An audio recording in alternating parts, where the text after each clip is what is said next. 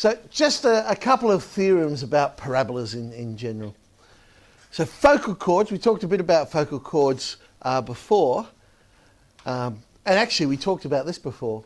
But just to remind you, we're going to prove that the tangents from the extremities of a focal chord intersect at right angles on the directrix. So you might remember we sort of casually referred to this before. Well, let's look at it more formally. So what we would do, if it's a focal chord, we'd prove that relationship PQ is equal to -1. In a lot of questions, it might be structured such that part A is to actually go and do that. If you've got a focal chord question, probably this relationship PQ equals -1 you're going to use in there somehow. So then we go and show the slope of the tangent at P is P, and so therefore the slope of the tangent at Q is Q. And PQ, remember, is -1, so the two slopes multiply together to give -1. So we know they intersect at right angles, they're perpendicular to each other. But then we could also find the point of intersection of the two tangents, and it's just the y value I'm interested in here.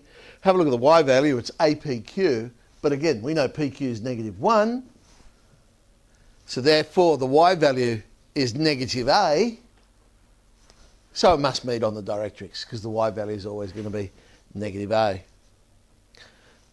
So there we go. That's one property of a parabola. So you've got a focal chord, the two tangents, they'll always meet on the directrix at right angles. This one's much more interesting. The reflection property of a parabola. So any line parallel to the axis of the parabola is reflected towards the focus, and any line from the focus of the parabola is reflected parallel to the axis. So a line and its reflection are equally inclined to the normal as well as to the tangent. So what on earth does that all mean? There we go. So if you've got a parabola, if you've got lines coming in parallel to the axis, it'll always reflect off the parabola and go through the focus. But more interestingly, is if you have something coming from the focus, it will come out, hit the parabola, and reflect parallel. That is why headlights of cars are parabolic reflectors. Now, they might not look like parabolic reflectors because you look at them and you think, oh no, they're round. But if you actually open them up, they're parabolic. Because in a car, you don't want a light which spreads light out everywhere because you don't really care what's to the side of you. You'd like all that light directed in front of you because that's where you're driving. And so a parabolic reflector does that perfectly. The bulb's placed at the focus, and then that way all the light hits the parabolic reflector and is directed in front of you, which is obviously where you're travelling. So what we're basically saying is the angle of incidence equals the angle of reflection, that good old property from physics. Okay. So we're going to prove SPK is equal to CPB. Now, the angle of incidence equals angle of reflection is actually the angles related to the normals. But clearly, if I prove the angles on the tangents are equal, then therefore the ones to the normals must be equal as well. So it's easier to prove, I think, the ones along to the tangent. So I'm going to draw in another line, CP, which is parallel to the y-axis. And then what I'll do, well, it was a little tiny line, but there it is. We're going to show that tangent, and again, I'm not going to derive it again, we've done it several times now, but y equals px minus ap squared ends up being the equation of that tangent.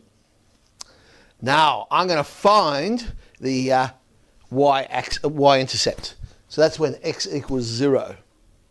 Sub that in, we get minus ap squared. So I know the distance from S to K, well, it's a vertical distance. That's AP squared, plus to the focus would be another A. So it's just AP squared plus A would be the distance. Okay. Now, distance PS. I could use the distance formula like so. A little bit of working out there, but we get the answer. The other way I could have worked out the distance from P to S is using the definition of a conic. If you remember, the distance to the focus is equal to the distance to the directrix. The advantage of doing that, the distance to the directrix again would be a vertical distance, and that's quicker to work out. In this case, we'd have the y value of AP squared, but then we'd have another a down to the directrix, and we get AP squared plus a again. That would probably be a quicker way of doing it. Most people don't think about doing that though. Most people go to, as I say, the distance formula, and we come up with a p squared plus 1, which is the same as sk. So that basically means now we've got an isosceles triangle. sk is the same as ps. So if it is an isosceles triangle, then spk must be the same as skp. I've used that dreaded term there, base angles of an isosceles triangle. I suppose I really should have written equal angles in the isosceles triangle. People seem to not like the word base for some reason. But angle SKP will be equal to angle CPB. We've got corresponding angles. Angle SPK is the same as CPB, and that, of course, is what we were trying to prove. All right, so that's just a couple of properties. 9i's got a few others to play around with.